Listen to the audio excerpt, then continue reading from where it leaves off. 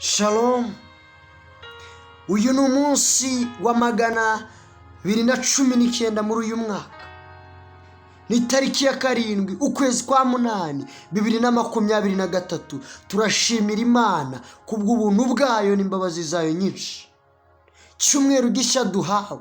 Uyu munsi wa mbere wabango ngukuriyeho inzitizi kugira ngo ubashe kundamya uko bikwiriye. Zaburi 142 umurongo w'8. Kura umutima wanjye mu nzu y'imbohe kugira ngo nshime izina ryawe. Abakiranutsi bazangota kuko uzangirira neza. Uyu munsi Uwiteka arimo arakubohora.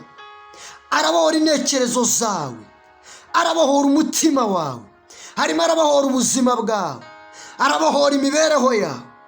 Iminyururu yariziritse ubuzima bwawe arimo arayikuraho, arimo arakubohora. Ugomba guseka, ugomba kumwenyura, ugomba kuririmba, ugomba kwamamaza ineza ye, kuko ibyakubohaga, ibyari bikugumishije mu nzu y'imbohe byose arimo arabikuraho. Mbonye imbaraga ze zisenya ibihome, zirimo zirasenya ibihome, zirimo zirafungurira abantu. Ndagira ngo ntangaze ngo icyerekezo gishya kiri imbere yawe. Impamvu utagendaga nuko wari ukiboshye, ariko ndatangaza akira kubohorwa.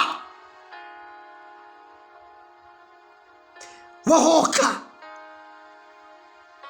Ibitekerezo byawe nibibohoke, wambuke.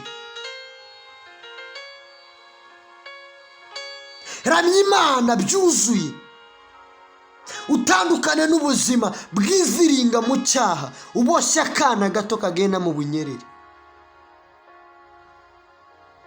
Yera igufasha ukuboko kandi iragukomeje kugira ngo ube umuramyi muzima mu bikorwa, mu magambo, mu mitekerereze, mu bitekerezo utanga, mu mivugire, mu mibereho yawe, mu rugo rwawe, mu nzu, nk'umupapa, nk'umwana, nk'inshuti, mu kigurupe ubamo, mu nshuti zawe zose, ahantu hose uhinduka umuramyi, uramyi Yera.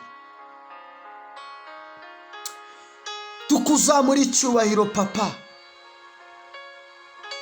twongeye kukuramya no kuguha icyubahiro. Urakoze kuduhaye gushobora gukora ubushake bwawe muri iki cyumweru. Uhereye uyu munsi wa mbere ubitangiro ry'indi minsi, iki cyumweru urakoze kugize imfura mu byumweru byose mu buzima bw'umwana wawe, mu izina rya Yesu Kristo, amen.